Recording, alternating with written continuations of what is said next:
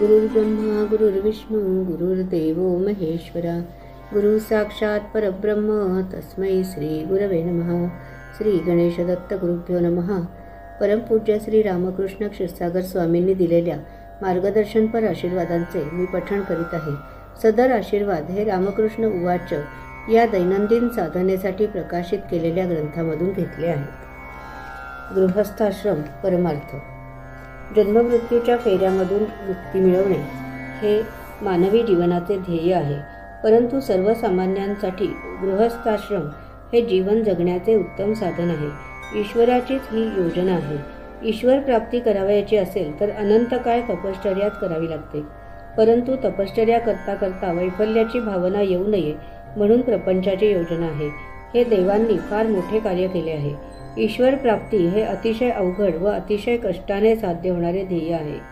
या मार्गात कंटाळा, वैताग किंवा वैफल्याची भावना निर्माण होणे योग्य नाही। इंद्रिय दमन कशा पद्धतीने करावे, कशा अवस्थेतून जावे लागते याची संपूर्ण माहिती असावी म्हणून पूर्वजांनी तपश्चर्येबरोबर प्रपंच लावून दिला। काही लोक प्रपंचाचा तिटकारा करतात, हे चूक आहे। आपल्या वाट्याला जे आले आहे ते भोगलेच पाहिजे, तेथून पळ काढता कामा नये। टेंबे स्वामींना देवांचा अनुग्रह झाला होता। ते देवांशी प्रत्यक्ष बोलत असत। त्यांनी देवांना विनंती केली की मला प्रपंच करायचा नाही। देवाने उत्तर दिले की मागील जन्माच्या ऋणानुबंधाप्रमाणे तुझ्या भाग्यात प्रपंच आहे, त्याप्रमाणे तुला संसार करावा लागेल। ऋणानुबंध संपले की तू संन्यास घे। त्यांचा विवाह झाला व पुढे त्यांना मुलगा झाला।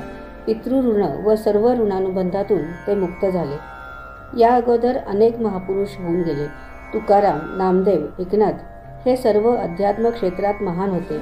या सर्वांनी प्रपंच केला आहे।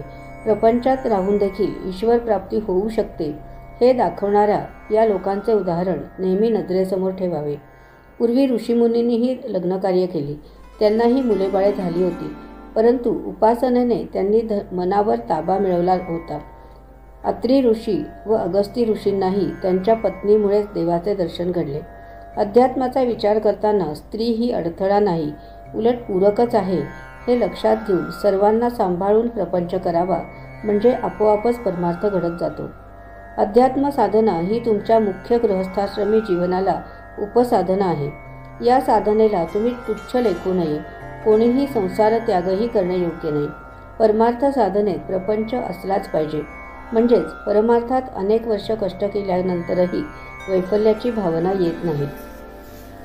दैनंदिन साधनेसाठीतील या मालिकेच्या आजच्या या भागाचे पठण परमपूज्य श्री गुरुदेवांच्या चरणी सादर अर्पण। श्री गुरुदेव दत्त।